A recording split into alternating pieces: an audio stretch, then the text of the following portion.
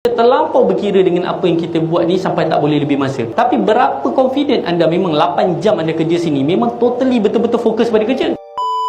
Don't stop yourself with current value, dengan nilai diri sekarang. Yang nak communicate inter-department pun cepat merajuk, cepat koyak. Lepas tu bila HOD contact lebih sikit. Baru-baru ni ada keluar satu posting, pekerja boleh tak, bukan yang luar masa kerja.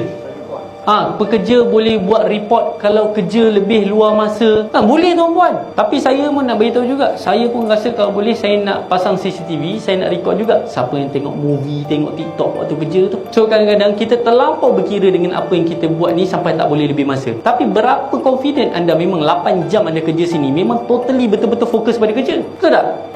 So kadang-kadang kerja tu, anda rasa lah kan, bos anda tu nak sangat ke kontak anda lepas habis waktu kerja? Dia tak ada hidup ke? Dia tak ada keluarga ke? Dia tak ada anak ke? Confirm dia tak nak juga. Tapi kenapa dia kontak benda tu? Sebab there's something wrong yang sepatutnya benda dah siap tapi tak siap. Tinggal anda sendiri kena yakin kepada diri anda. There's no one stopping you. You have to believe it yourself. So tepuk kawan sebelah, cakap percayalah diri kau. Kan? Extra work, extra effort.